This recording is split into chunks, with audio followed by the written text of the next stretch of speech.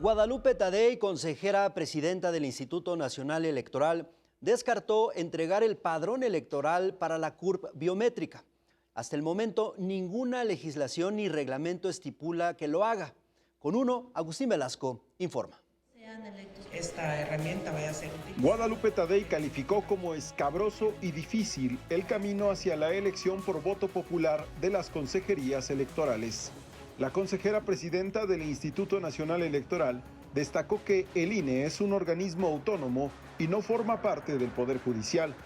Aun cuando somos la parte administrativa de los procesos electorales, la parte judicial es la que estuvo directamente involucrada en la votación popular. Yo creo que es un tanto difícil y es hacer un camino más escabroso en la designación de quienes estarán al frente de este instituto. En conferencia de prensa fue cuestionada sobre si el INE entregaría al gobierno el padrón electoral y la lista nominal de electores. Recordó que hasta ahora ninguna ley obliga al árbitro electoral a hacerlo. No hablemos de que se va a entregar el padrón y la lista nominal porque sería lo más ilógico que pudiera pasar en este momento. No es que haya algo en la ley que nos obligue o que nos lleve por ese camino. También descartó que con la creación de la clave única de registro de población biométrica, la credencial para votar pierda prevalencia como identificación. Si en algún momento el gobierno que le tocara estar al frente de nuestro país decidiera que se tienen que unir ambos elementos, pues será en ese momento lejano, no es ahorita. La credencial ahorita se mantiene firme, se mantiene sólida, son líneas paralelas. Esta se legisla en materia poblacional, la nuestra es una legislación en materia electoral. Con imágenes de Orlando González, con uno, Agustín Velasco.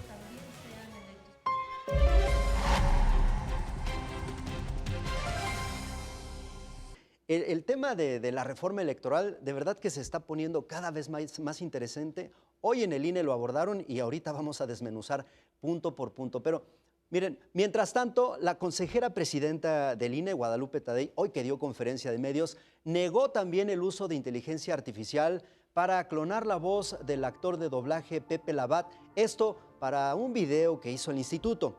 Dijo que el organismo solo recurrió al uso libre de la plataforma TikTok. De ahora en adelante, el Comité de Tecnología del INE va a elaborar un dictamen de uso antes de publicar este tipo de contenidos.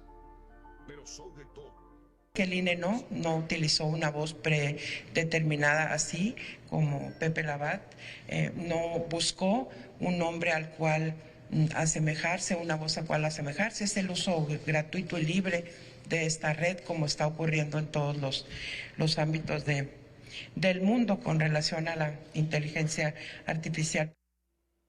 Respecto a esta polémica, la consejera electoral Dania Rabel dio a conocer que las y los consejeros solicitaron desde ayer información sobre este video. Sin embargo, fue hasta los primeros minutos de hoy cuando recibieron una nota informativa donde solo se afirmó que no se utilizó la voz del actor de doblaje.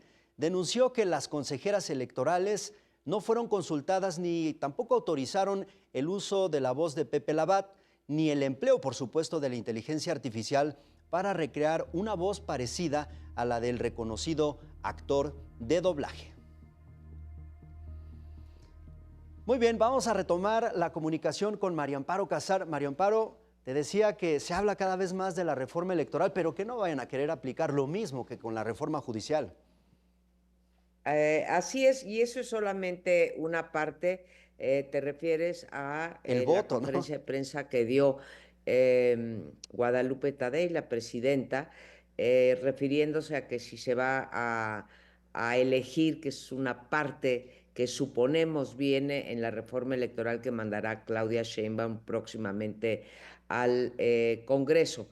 Se dicen otras cosas. Bueno, y Guadalupe Tadei usa esta palabra extraña que sería escabroso hacerlo de esa manera porque esto es un órgano autónomo. Bueno, hasta donde yo sé, pues el Poder Judicial es un poder autónomo y con todo, pues se llevó a cabo esa elección. No te digo esto porque esté yo de acuerdo con que se elija popularmente a los consejeros del Instituto Nacional Electoral, sino solamente porque sorprende la argumentación de Guadalupe Tadei. De hecho, no conocemos bien a bien cuál será la iniciativa. Hay varias que han estado circulando en el sexenio de López Obrador, y ahora en este sexenio hay varias versiones de lo que sería la reforma electoral, y que a reserva, digamos, de verla una vez que se envíe al Congreso, pues tendría, como diría Ricardo Becerra, o como dirían los exconsejeros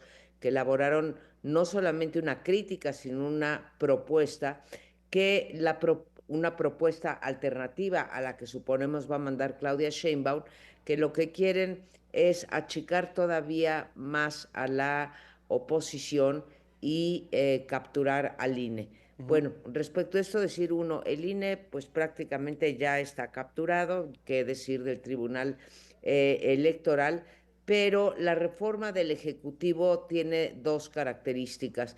La primera es que es unilateral. Si uno revisa la historia de las reformas electorales desde 96, pues todas han concitado la voluntad de todas las fuerzas políticas representadas en este país, esto es, de todos los partidos políticos. Ha sido una regularidad y ha sido una virtud de las numerosas reformas electorales que ha habido en México.